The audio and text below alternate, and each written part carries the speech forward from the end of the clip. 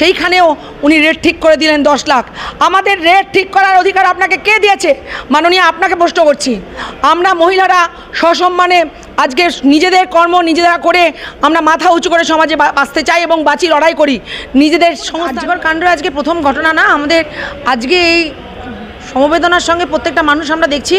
আমরা জানি যে তিলোত্তমা, কলকাতা শহরের তিলোত্তমা কন্যা কাদম্বিনীর যে বিরল একটা হত্যাকাণ্ড, ধর্ষণের পরিপ্রেক্ষিতে সারা পশ্চিমবঙ্গব্যাপী ভারতবর্ষ সবাই রাস্তায় নেমেছে এবং প্রতিবাদ মিছিলে পায়ে পায়ে মিলিয়ে দলমত নির্বিশেষে এক হয়েছে। সেখানের এই ঘটনা একটা সারা জাগিয়ে তুলেছে। সেটা আজকে প্রত্যেকটা দিন এই ঘটনাগুলো ঘটছে। এই ঘটনাগুলো অনেক ঘটনা চাপা পড়ে যায়, প্রকাশ্যে আসে না, লজ্জার ক্ষেত্রে মানুষ বলতে পারে না। আপনারা যদি ব্যাকে নিয়ে গিয়ে দেখেন 6 মাস আগে আরজিকরের একটি ঘটনাতে একটি ছাত্রী ডক্টরের স্টুডেন্টস মানে ইন্টার্ন ছিল, সেও কিন্তু যতদূর সম্ভব মিডিয়ায় জেনেছি ছাদ থেকে পড়ে গিয়ে আত্মহত্যা করেছে। সুতরাং তাও যদি ধরা যেতে পারে, সেখান থেকে প্রিভিয়াস হিস্ট্রি ঘাটা যেতে পারে, তাহলে এই ঘটনার যে সেই জায়গাটা মানে ভিত তৈরি হয়নি কে বলতে পারে। সুতরাং যে ঘটনা আজকে আমরা দেখেছি কাদম্বিনীর ক্ষেত্রে, তার কাদম্বিনী বিচার চাই। সারা কলকাতা জেগে উঠেছে এবং সারা কলকাতা পায়ে পায়ে মিলিয়ে একটাই কথা বলছে, কাদম্বিনী বিচার চাই। সেটা আজকে এটা তীব্র নিন্দা ধিক্কার জানাচ্ছি এবং তার থেকে বেশি ধিক্কার জানাচ্ছি আমাদের রাজ্যের যে স্টেটমেন্ট, আমাদের সর্বোচ্চ স্টেটমেন্ট মাননীয় মুখ্যমন্ত্রী দিয়েছেন যে অনেক হয়েছে, লেবু কাশলালে তিতো হয়ে যায়। সেক্ষেত্রে যদি আজকে এই ঘটনার একটা পরিসমাপ্তি ঘটে, যদি 10 লাখ টাকা আমরা দিয়ে দিই, তার থেকেও বেশি লজ্জাজনক ধিক্কার জানাই মাননীয় মুখ্যমন্ত্রীকে যে এই এত বড় ঘটনার পরে উনি রেট নিয়ে নির্ধারণ করেছেন। আমরা বিগত পার্ক স্ট্রিট ঘটনাও দেখেছি রেট নির্ধারণ করতে মাননীয়াকে, আজকেও দেখছি উনি রেট নির্ধারণ করেন। ঠাকুর না করে ওনার ঘরের যে নাতনিরা রয়েছে, মহিলারা রয়েছে, তারা যখন ঠাকুর না করে এই ঘটনার যদি শিকার হয়, রেটটা তখন লাগাতে পারবেন তো মাননীয়া? আজকের এই প্রশ্ন যুব সম্প্রদায়, শুধু আমি বলবো না, সমাজের ক্ষেত্রে পড়েছে, শুধু মেয়েরা নামছিনি, প্রত্যেকটা যারা নিজেদেরকে সজ্জন এবং পুরুষ বলে মনে করে, সমাজে একটা মেরুদণ্ড তৈরি করতে গেলে সুলভ একটা সুস্থ সমাজকে আমরা যে আগামী দিনে রিপ্রেজেন্ট করতে পারি, সেই জায়গায় পায়ে পা মিলিয়েছে কিন্তু পুরুষেরাও শুধু কেন বলবো, ছোট বাচ্চা থেকে বাবার কাঁধে চেপে বলছে আমি ভয় বাঁচতে চাই না।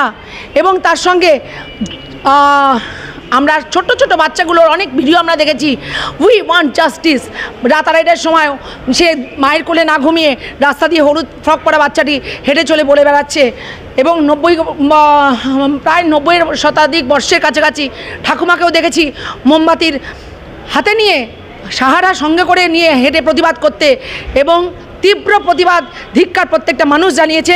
আমার মনে হয় মাননীয়া আবার সেই ভুল করলেন, পার্ক স্ট্রিট কাণ্ডের পুনরাবৃত্তির এই ডায়লগ তখন বলেছিলেন ধর্ষণ হলে পরে 2000 টাকার রেট। আজকে উনি যেহেতু দেখেছেন সারা সমাজ জেগে উঠেছে, মানুষের কাছে ধিক্কার জানাচ্ছে পশ্চিমবঙ্গকে, যে পশ্চিমবঙ্গ রাজ্য আমরা জানি যে মদ বিক্রিতে সর্বোচ্চ স্থানে আমাদের পশ্চিমবঙ্গ রাজ্য রয়েছে। সুতরাং তার প্রতিক্রিয়াস্বরূপ ওই মদের আসরের পরবর্তীকালে ওই ধনঞ্জয়ের পরবর্তী স্টেপ সঞ্জয়কে ফাঁসিয়ে দিয়েছে, ধনঞ্জয় সৃষ্টি করে তাকে ফাঁসির কাঠে ঝোলানো হচ্ছে। সেইখানেও উনি রেট ঠিক করে দিলেন 10 লাখ। আমাদের রেট ঠিক করার অধিকার আপনাকে কে দিয়েছে মাননীয়? আপনাকে প্রশ্ন করছি। আমরা মহিলারা সসম্মানে আজকে নিজেদের কর্ম নিজেরা করে আমরা মাথা উঁচু করে সমাজে বাঁচতে চাই এবং বাঁচি লড়াই করি, নিজেদের সংস্থান নিজেরা আমরা জোগাড় করি। আপনার লক্ষ্মীর ভাণ্ডারের অর্থতে 1000 টাকার 1200 টাকায় সংসার চলে না, সেখানে আপনি রেট দিতে দিতে আপনি ধর্ষণের রেটটাও উচ্চতরভাবে লাগিয়ে দিয়েছেন। হয়তো আমরা বিকল্প দেখব না, পরের মাসে মাননীয়া বলে দেবেন 1000 থেকে 2000 টাকা আমি লক্ষ্মীর ভাণ্ডারে দিয়ে দিচ্ছি, যাতে এই মেরুদণ্ড প্রতিবাদী সমাজের যে বলিরেখা হয়েছে, মানুষ রাস্তায় নেমেছে, সেই রাস্তায় নামার জায়গাটাকে বন্ধ করা যেতে পারে। ডবল প্রমোশন এবং নারায়ণ ভাণ্ডারও শুনছি উনি আবার চালু করবেন। সুতরাং উনি একটাই জানেন, ভাত নয়, তোকে ভাতা দিলাম, তোরা এবার মুখ বন্ধ কর। তোরা একটাই কথা বলবি, হীরক রাজার দেশে আমরা জানিয়েছি কিছুই ঘটেনি, হীরক রানী আমাদের একটাই কথা সেখানে বলতে পারে, তোমরা কিচ্ছু দেখোনি, কিচ্ছু শোনোনি, কোনো প্রতিবাদে তোমরা সামিল হবে না। আজকে দেখলাম মুখ্যমন্ত্রী পথে নেমেছে, কী কারণে নেমেছে? ওনার পথে নামার কারণ একটাই হয়তো হচ্ছে, মাননীয় মুখ্যমন্ত্রী ভয় পেয়েছেন। মাননীয় মুখ্যমন্ত্রী ভয় পেয়ে এখন রাস্তায় নেমেছেন। আপনার যদি নামতে হলো 14ই আগস্ট কেন সেদিনকে নামলেন না কেন? রাস্তা যখন যেদিনকে নারীরা করছেন, বলছি তো সেদিনকে নামলেন না কেন? উনি সেদিনকে ভেবেছিলেন ছোটোখাটো মহিলারা ওনার রাস্তা নামবেন। ওনার সিদ্ধারা যে ভেঙে গেছে, ওনার যে ভয় ভুরু কুচকে যাচ্ছে, ওনার ভুলভাল বরাবরের স্টেটমেন্টের মতো তাই হচ্ছে। আজকে উনি আবার নতুন দেখছি কাল থেকে সোশ্যাল মিডিয়ায় ঘুরছে যে ডেডলাইন দিয়ে দিচ্ছি, সিবিআই এর ডেডলাইন। আপনি দেওয়ার কে? আপনার যাওয়ার কে? কেন আপনি সেই মতন প্রোটেকশন করতে পারলেন না? কেন আপনার পোষ্য সন্দীপ ঘোষকে আপনি কেন ওখান থেকে ডবল প্রমোশন দিয়ে আপনি কেন ন্যাশনাল মেডিকেল কলেজে ট্রান্সফার করলেন? কেন জায়গাটা সিল করতে পারলেন না যেখান থেকে ফরেন্সিক ল্যাবের, যেখান থেকে সমস্ত তথ্য লোপাট করা হচ্ছে? কেন আপনার পুলিশ নির্বাক দর্শকের ভূমিকা পালন করলো? 5,000 থেকে 7,000 দুষ্কৃতী হামলা করছে আমাদের কলকাতা পুলিশের কাছে, গোয়েন্দা দপ্তরে কোনো খবর নেই? দেখি ছেলে খেলা, পাবলিক কিছুই বোঝে না। মাননীয়ার স্কিমগুলো ভেস্তে যাচ্ছে, মাননীয়া সেই জন্য হয়তো রাস্তায় নামছে যে এইভাবে তো চলতে পারে না। উনি আবার বলছেন বাংলাদেশ হতে দেবো না। ক্ষমতা আমি চাই না, ক্ষমতা ত্যাগ করতে চাইনি আমরা। মুখ্যমন্ত্রী আপনাকে পদত্যাগ দাবি করার সঙ্গে সঙ্গে সবার আগে আপনি মানবিক যদি হন, স্বাস্থ্য দপ্তর আর পুলিশ মন্ত্রীর দপ্তর থেকে আপনি পদত্যাগ করুন। এই দুটো দপ্তর থেকে আগে পদত্যাগ করুন। ক্ষমতা তাহলে বুঝবো আপনার। সিদ্ধারা উঁচু আপনারও আছে, সিদ্ধারা সোজা আপনারও আছে। আপনি সেই সিদ্ধারা সোজা রেখে তো মান সম্মান নিয়ে আপনি পদত্যাগ করবেন না। আপনার দেহত্যাগ না, আপনার পদত্যাগ চাইছি।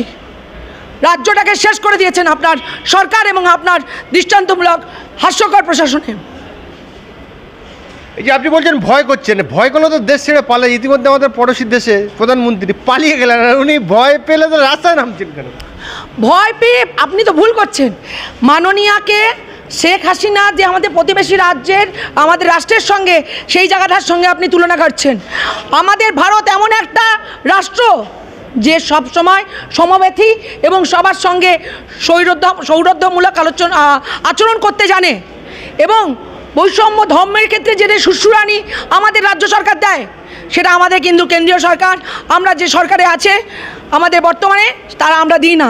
সুতরাং প্রতিবেশী রাষ্ট্র যদি ভালো থাকে, আগে সমাজতন্ত্র নিয়ে যদি পড়তে হয় আমরা তাহলে বুঝবো প্রতিবেশী রাষ্ট্রগুলো যদি ভালো থাকে আমার রাষ্ট্র ভালো থাকবে। এখানে যে দূরদর্শী করে কোনো ওয়ার্ল্ডের যদি কোনো একটা অ্যাটাকের চিন্তাভাবনা আসে, তাহলে কিন্তু আগে প্রতিবেশী রাষ্ট্রকে অ্যাটাক করতে হয়, তাহলেই সেই রাষ্ট্রর ভিতটা নড়ে যাবে।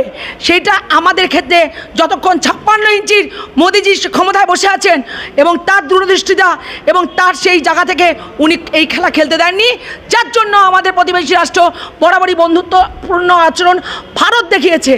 সেই জন্য শেখ হাসিনা মাননীয় প্রাক্তন প্রধানমন্ত্রীকে আমরা সেই জায়গায় থাকতে দিয়েছি। কিন্তু মুখ্যমন্ত্রী, মাননীয় মুখ্যমন্ত্রী কী বলেছিলেন? সোশ্যাল মিডিয়া আপনারা পোস্ট করবেন না, আমরা কিন্তু সবাই ওনার কথা মেনেছিলাম। আমরা কিন্তু যখন বাংলাদেশ আগুন জ্বলছে আমাদের হাত সুরসুর করছিল জয় বাংলা স্লোগান কার, অনেক কিছু লেখানো হতে পারে হিন্দুদের উপর অত্যাচার, সোশ্যাল মিডিয়ায় খুব কম দেখবেন মানুষ কিন্তু বিরত থেকেছে। আজকে তারপরে গর্জে উঠেছে আরজি করে হত্যাকাণ্ড। পৈশাচিক নরখাদকের ভূমিকা যারা নিয়েছে তাদেরকে সমর্থন যদি পুলিশ মন্ত্রীর না থাকে, সাহস পায় কি করে? আপনি সাধারণভাবে দেখবেন তো হসপিটালে 6টা বাজার পর থাকতে পারবেন কোনো ওয়ার্ডে? আপনার কোনো দেখতে গেলে ভিজিটার্সকে কোনো ভিজিটার্স অ্যালাউ আছে? হুইসেল দিতে দিতে সার করে দেবে যতক্ষণ না আপনি ওই চেয়ারটা ছেড়ে বাইরে বেরিয়ে যাচ্ছেন। নীরব সেদিনকে কোথায় ছিলেন? সিসিটিভি ফুটেজ কোথায়? কেন সেদিনকে কোনো পুলিশকর্মী কোনো কেউ জায়গায় ছিল না? যদি সঠিকভাবে সিদ্ধান্ত হতো পরীক্ষামূলক, তাহলে সেই দিন কর্তব্যরত প্রত্যেকটি যারা স্বাস্থ্যকর্মী ছিল, পুলিশকর্মী, নিরাপত্তারক্ষী, ডাক্তার, ইন্টার্ন ডাক্তার, আরএমও, সবার কিন্তু মেডিকেল টেস্ট জরুরি ছিল। মেডিকেল টেস্ট কিন্তু একটা নির্দিষ্ট ঘন্টার পর আমরা জানি ইনঅ্যাক্টিভ হয়। উনি সেই জন্যই পরের দিন গরম তাওয়ায় রুটি সেঁকেছিলেন, দরকার হলে আমার রাজ্য সরকারের আমার অধীনস্থ পুলিশদের দেখবো, নইলে সিবিআই দেবো। 1 সপ্তাহ কেন টাইম নিলেন মাননীয়া? কেন আপনি আপনার তদন্তের সেই জায়গায় তলব করলেন না পুলিশ কমিশনারকে দিয়ে সন্দীপ ঘোষকে? কেন সন্দীপ ঘোষ একটা বারের জন্য নিহত আমাদের তিলোত্তমা, আমাদের কাদম্বিনী কন্যার কাছে যেতে পারেনি তার বাড়িতে? আজকে আবার আদালতে এসছে, যা আমরা যা পেয়েছি খবর, রক্ষার জন্য। কিসের রক্ষা? প্রোটেকশান। আসামির আবার প্রোটেকশান কিসের? রক্ষা কবচ? ভাইপোর মতো নীতি শিখেছে রক্ষা কবচের জন্য, নাকি পেটানোর ভয়? পাবলিক খেপে গেলে আর কোনো কিছু আসে না। সুতরাং এখন মাননীয়ার অ্যাগেনস্টে প্রত্যেকটা ওনার স্কিম, ওনার যে পরিকল্পনা সব একদম মানুষের কাছে ওপেন হয়ে গেছে। সুতরাং এগুলো আর ধোপে টিকবে না।